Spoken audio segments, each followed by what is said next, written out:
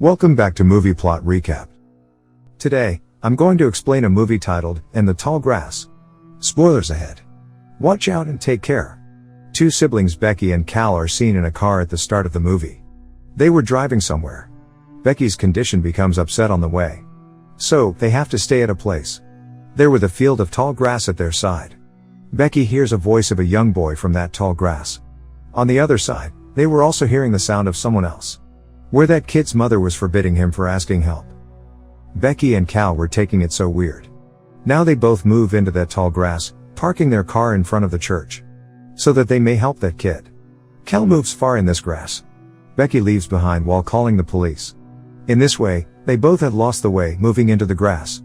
Supernatural incidents begin to occur with them, stepping into the grass. As they don't find each other when they were searching for each other. They were calling each other here. When they feel as the voice is coming from their nearest place. But they had a great distance from each other. When they used to feel. As they are calling each other at a great distance. Then they used to have a little distance between each other. Now Becky gives an idea to Cal while speaking loudly. She suggests that we both jump at the same time. Due to this, we will be able to glimpse each other. Now they both do the same and they also glimpse each other while jumping. When they again jump then they remain unable to glimpse each other. It makes them scared. Now the night had fallen while searching for each other. Now Becky meets a man in this tall grass. Who was the father of the kid shown at the start of the movie? It is known here that kid's name is Tobin. Becky says that man about herself. How that kid asked for help from them. And they both enter the field of grass. Now the night has fallen here. And they both siblings have still not found each other. Now that man named Ross says to Becky, we should stay together. We may search for Cal while staying together. On the other side, Tobin comes to Becky's brother. Tobin was saying to Cal here, do you know how it is easy to catch the dead things in the field of grass? Because grass does not penetrate the dead things. But Cal was not quite interested in his story. And he asks, ignoring his story, how did you come here? Now Tobin reveals to him, our family had visited the church. Then they were listening a voice of a man from the field of grass who was calling for help. He tells that as they step into the grass. We did not get that man and we all three also separated from one another.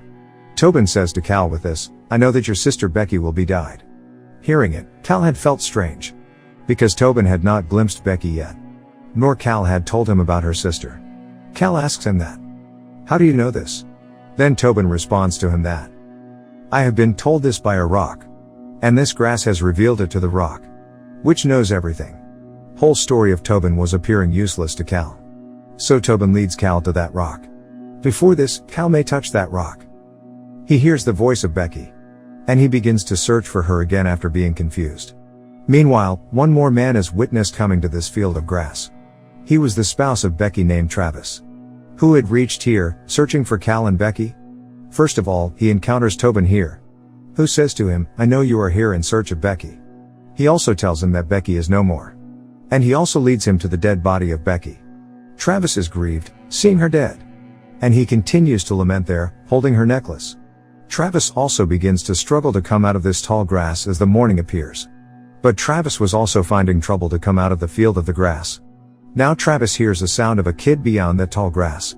And he calls that kid for help. This kid was Tobin here. Now Tobin's whole family had stepped into the grass to save Travis. But they don't find Travis here and they all are also separated from one another.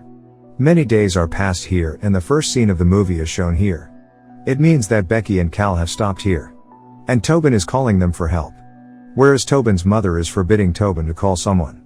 The movie has complicated here. Let's explain it. Actually, this movie has been made on the time cycle of repetition. And all the characters of this movie are entrapped in this time loop. This time cycle is running as Tobin had arrived on the call of Travis. And Cal and Becky enter the field of grass on the call of Tobin. Whereas, it has been witnessed Travis had come here while searching Becky and Cal. It means that it is an enigmatic time cycle. Which is continuing in the movie for a long time. Let's resume the movie from the same scene. Where Cal and Becky have stepped into this field of tall grass. When they both were calling each other then their voices are also heard by Travis now. And he asks both of them, continue to speak. So the three of them meet, coming at a place. Now Becky and Cal ask Travis, what are you doing here? Then Travis reveals to both of them, you have been missed for the last 2 months. And I have come here while searching both of you. And this fact was appearing to them so weird. Because they had come here 2 days ago. And it was being felt by Becky and Cal for this cause. Because it was their second time cycle which is continuing in this movie. But this time cycle is riddle for everyone yet. Even though the shown characters of this movie are also unaware. Now they all three were trying to quit from this place. At the same time, they also listened the voice of someone at their nearest place. He was Tobin. Travis makes him sit on his shoulder here. So he may guide them, watching the area out of the field of the tall grass. Tobin tells them here about a building. And they start walking towards that building. At the same time, Becky receives a voice message in her cell phone. Someone was speaking in the message, "Don't let Cal to harm Travis. And don't let them commit the same mistake time and again." This message seemed to three of them so mysterious. But they begin to move ahead, ignoring this message. Tall grass had started to engulf Becky in itself when they were nearly to come out of it. Consequently, Becky loses her consciousness there. Cal and Travis come to Becky immediately. In the meantime, Tobin's father also approaches here. Who tells Becky, restoring her consciousness, "I know the exit of this place." At the same time, Tobin also tells his father that they have also glimpsed a building outside. And they are also moving into that building. As Tobin witnesses that building, sitting on the shoulder of his father. Then he does not catch the sight of any building there. Seeing it, they all had agreed to come out along with Ross. Ross leads them to a rock instead of taking them outside. And he begins to tell the advantages of touching this rock. As Cal was nearly to touch that rock, then Robin's mother approaches there. And she warns to touch that rock. She tells that Ross has heard her here. And he has also seen Becky dead here. They don't agree with this lady because they were thinking that she has become mentally upset because of being staying here for a long time. Meanwhile, when Ross had started to force them to touch that rock, Travis also detects something wrong. And he begins to hit that man. But Ross is overcome on Travis during their dispute. Travis still does not lose his courage and he asks others to escape from here. When all were leaving from there as being agreed with Travis. Then Ross crushes the head of Tobin's mother.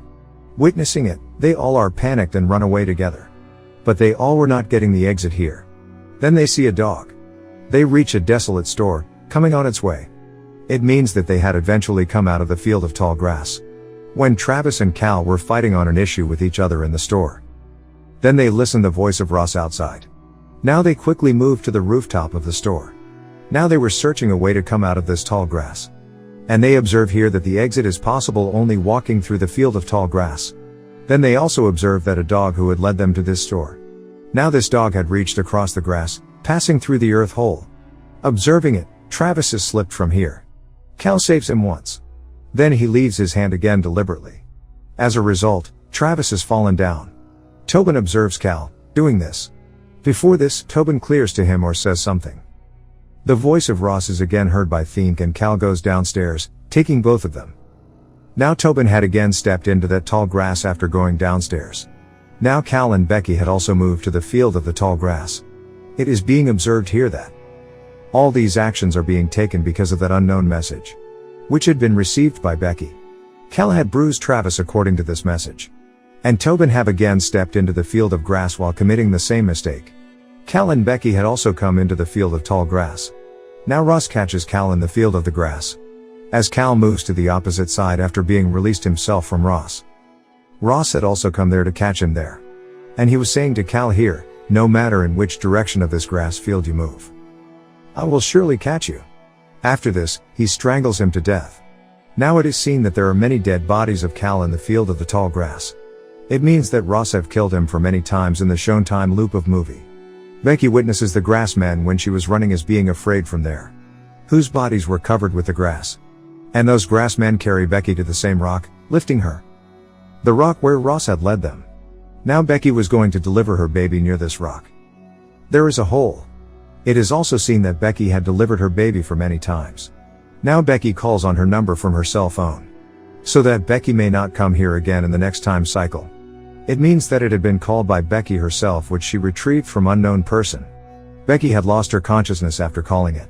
She finds her brother Cal near her as she restores her senses. Who was holding the baby of Becky? She had lost her senses again, seeing it. She notices after restoring her senses as Cal is making her eat something. Cal tells Becky, he is making her eat the grass. Actually, he was making her eat her baby. At the same time, that boy Cal is altered into Ross. In fact, He was Ross.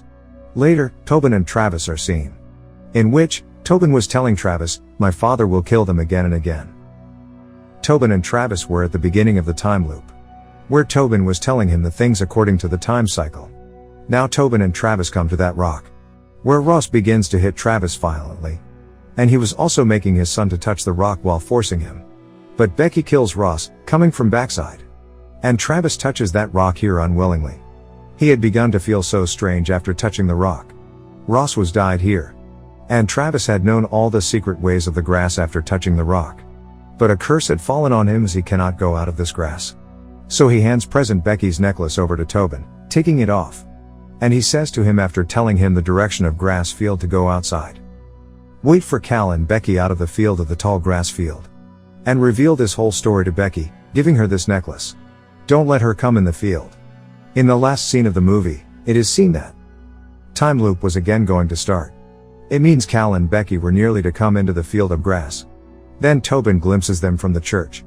And he reveals the whole truth to them. Now they both don't step into the field of the tall grass as being convinced by Tobin. And Travis had met his end in the field of grass. This movie completes here, showing this scene.